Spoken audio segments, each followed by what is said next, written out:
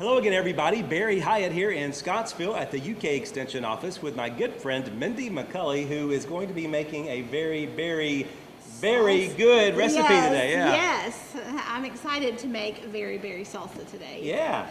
It's the perfect time of year for it. It really is. Of course, strawberries are coming in now That's as we right. speak. We do have strawberries in season now, and this is a really cool and refreshing recipe, and we've already had a couple of 90-degree days. We have. So I think it's time to get something cool and refreshing you're right. to make our days a little bit more enjoyable, right? I agree. And look at all these wonderful colors that we have too. So, and it is a really, first of all, simple recipe. If you can use a knife, you can make this recipe. I think I can do you that. You can use a knife and count to 4, I guess, maybe I should say. Because we're going to use 4 cups of apples and then 1 cup each of all of our berries. So we're going to end up with 8 cups of our salsa when we're finished. Awesome. But this recipe, it does use the strawberries that are, of course, in season right now. Yes. It also uses our brambleberries. Which, we were talking about that earlier. That's now, right. I've not heard of brambleberry before, so what's brambleberry? Brambleberries are raspberries or blackberries that grow on a bramble. That's that vine sort of that they grow on. Is the bramble, and so they're called brambleberries. Gotcha. And then also it has blueberries in it, which are going to be coming into season very soon, probably in the next couple of weeks. Sure. And I love this recipe, first of all, because it has all of these great fresh flavors. And you mix them all together and you just can't beat it. Right. But also because of all the colors, that means there's lots and lots of antioxidants in in those fruits. And so we know that antioxidants are cancer fighting compounds in our foods. And so why not eat lots and lots of very salsa? And the best thing about this is it's only like 15 calories for a serving. So 20 calories. So we're going to start off. Now, I have diced these apples very finely, and you can use your favorite type of apple. I chose to use Granny Smith because I want the green. I like that. Another introduction of color. When I'm dicing my apples, I always rub just half of a lemon on the cutting board so that keeps my apples from turning brown while they're waiting for everything else to be added to them. So 4 cups of apples. 4 cups of apples, okay. Yes, so we're going to do 4 cups of apples. Then we have 1 cup of raspberries. Okay. And I have, the recipe says to cut those in half. I've really kind of gone smaller than a half on the dice just because I want you to get all the flavors, not just one specific. Same with the blackberries, said cut in half, but I have diced those a little bit smaller than that because I want to mix up all those flavors. Strawberries, cup of strawberries. So already you can see all these beautiful colors. And then the blackberries, the recipe does not say to cut, blueberries, sorry. The blueberries, it doesn't say to cut them in half, but I did just because, once again, I want those smaller flavors. So then we're just going to mix these all together.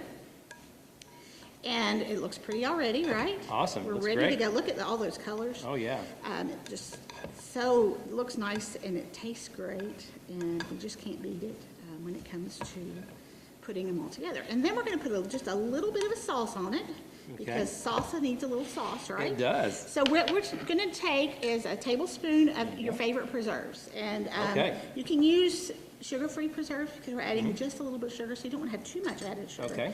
But I'm using blackberry today just because that's what I had in my cabinet. That's a good choice, I do believe. Yeah, why not use blackberry, right? And then we'll have a half tablespoon of brown sugar and a half tablespoon of white sugar. And that was a tablespoon of the preserves. Okay. And we're just going to mix those together, and that's going to make our little bit of a sauce. And if depending on which preserves you use will depend, we'll change the flavor just a little bit. Sure. But it's not enough that it's going to make it, really stand out. And then that sugar is going to bring out some of the moisture in your fruits. And so it's going to become this nice salsa-y texture. Yes. So we're just going to pour And that's not very much at all, is it? No, it's not much. It's really just like I said, we've got 8 cups of fruit here. And that's 2 tablespoons of sauce. And then we just mix that up together. And already, it just smells good, doesn't it? It smells fantastic. And of course, those blackberries are awesome anyway. The fruit everywhere, yes. Well, we've discussed this before. You can't be a good cook if you're not going to. No, you have to make a little bit of a mess. Make a little bit of a mess, exactly. Yes. And that makes this recipe just so tasty. Now, what would you serve this with? So, we're going to serve this today. You can either serve it over like a pound cake or an angel food cake, especially if you do an angel food cake, then you've got a really low-calorie dessert. Okay. We're going to put it over a pound cake today, which is going to be a little bit higher in calories. I've also made some tortilla chips, some cinnamon tortilla chips, and those are really simple to do. You just spray your tortillas, just your whole wheat or white tortillas, with a little bit of vegetable oil spray or canola oil spray, and then you sprinkle on a tablespoon and a half of sugar and a half tablespoon of cinnamon. You mix that together and you sprinkle those on top. Okay. Cut them into eight little wedges, bake them in the oven at about 375 for 10 minutes or so, and they get nice and crispy. Sure. And so that's a great way to use it. But then this also, because I use the Granny Smith apples, which have a little bit more of a tart flavor. Right. I like to serve this over like grilled chicken. It's really good. It gives the flavors. If you blacken blacken your chicken breast before you grill them, and then put this over top of it, and then that savory and sweet mixture just can't be beat. And I noticed you didn't put onions in here. That's right. There are no onions. That's the best thing about this recipe. No onions. Neither one of us like onions. And the other thing, then of course, you can always serve it over ice cream. Oh, yes. So that would be a good thing. And then you can mix it with your yogurt.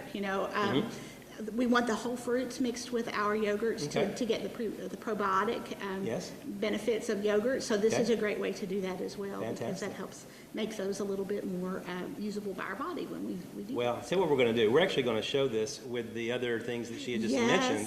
And if you want the recipe, so easy to get, you can get it in several ways. You can email me at North Central. My email address there is berry.hyatt@nctc.com. Or you can go to our website. It's www.nctc.com. We'll make sure the recipe is there for you on the recipe section of the website. And you have another way, don't you? That's right. We have, you can find them on plateitup.ca.uky.edu.